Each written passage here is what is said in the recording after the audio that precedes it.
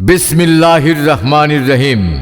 সুখবর সুখবর সুখবর চিকিৎসা সেবায় আর নয় ময়মনসিংহ, আর নয় ঢাকায়। দি অ্যাপোলো ডায়াগনস্টিক সেন্টার এখন গাজীপুর বাঘের বাজার।